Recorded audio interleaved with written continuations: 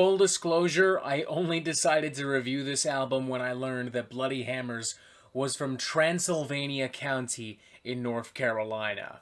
How in holy fuck could any semi-respectable rock or metal critic on the internet ignore a band called Bloody Hammers, an occult rock band called Bloody Hammers, from Transylvania fucking County? That's just too fucking perfect. Too fucking beautiful.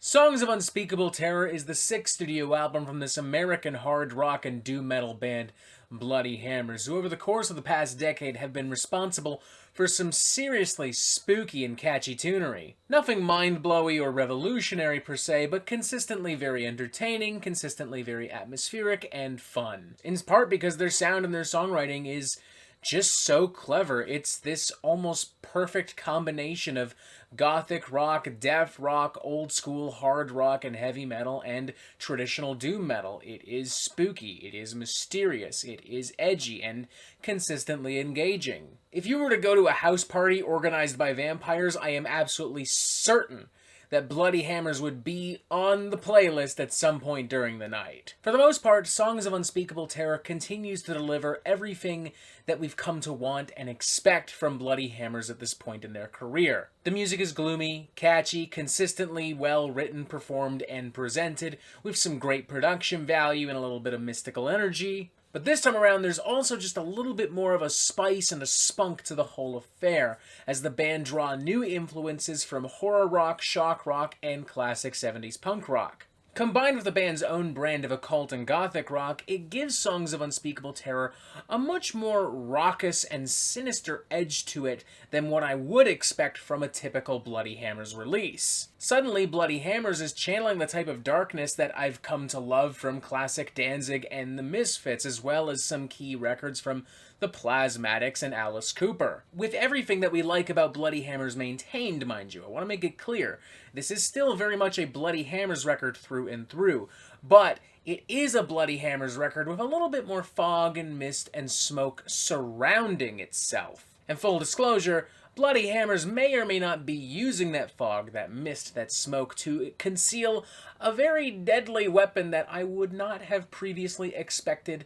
Bloody Hammers to carry. The track Night to Dismember is a fantastic example of everything I'm talking about. It is every bit as catchy and lush as it is grim and abrasive. With a chorus so rich and velvety smooth, it's about as addicting as whatever chocolate popped into your mind the moment I said rich and velvety smooth. And an unbridled kind of punky energy that, despite its poppy flares, makes me kind of want to punch a motherfucker. And there's a tongue-in-cheek gothic campiness to the lyrics that makes it all the more fun as you begin to beat said motherfuckers, as the band pens the genuinely morbid tale of an outright lunatic who breaks free from the local insane asylum and goes on the most exciting killing spree of all time. Pretty much sets the tone and template for a majority of the album to follow, with tracks like Waking the Dead, I Spit on Your Corpse, and We Are the Damned following an almost identical template with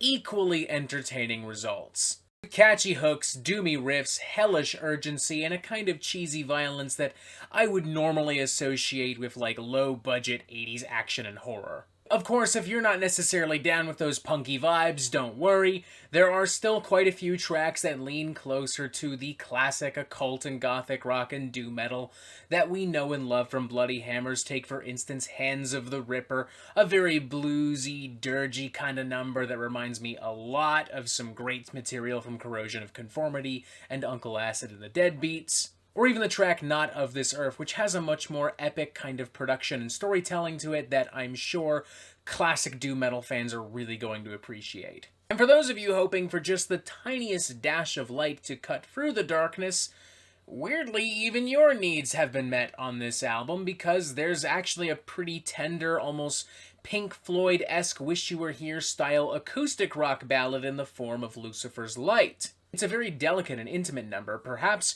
one of the best tracks on the record. Personally, I would prefer it was moved up further in the track listing, as I feel it would have more impact. But hey, that's ultimately kind of a nitpick. A nitpick that, may I add, has already been addressed by Distorted Sound and AMP Reacts, so there's no need for us to dig any further into that matter. I've really enjoyed my time with this record. I kind of went into it expecting a more cookie-cutter, kind of Bloody Hammers, doomy, occult, goth metal kind of record, very much on par with everything else they've done, which I would have still enjoyed because it's a pretty fucking good cookie. But I'm genuinely happy to see that Bloody Hammers is willing to fuck around with that cookie recipe just a little bit. I'm happy to hear the punk rock influences. I'm happy to hear the shock rock and the horror influences. I'm happy to hear all of it meshed with the goth rock and that great production value and their catchy choruses. And I like seeing some more intimate and soft kind of stuff as well thrown into the mix via the aforementioned Lucifer's Light. It makes for a very well balanced record, a very diverse and intimate record, and a thoroughly entertaining and enjoyable one at that. I'd feel pretty comfortable giving this a very enthusiastic 3.5 out of 5. There are a few tracks that are a lot weaker and arguably even forgettable when stacked up against tracks like A Night to Dismember and Lucifer's Light, but other than that, I really don't have any major concerns with this record. It is a super steady, super enjoyable, super fun dose of occult and goth and doom rock goodness. I don't really see any reason why Bloody Hammers fans wouldn't enjoy this unless for whatever reason they are just super fucking against the idea of any punk influence being in this band whatsoever. Anyone missing the glory days of bands like Danzig and the Misfits, and for that matter, the horror punk scene as a whole, is definitely going to enjoy the fuck out of this. I really hope this record is a hit because I'd actually really like to see Bloody Hammers continue to experiment with classic punk and horror punk influences.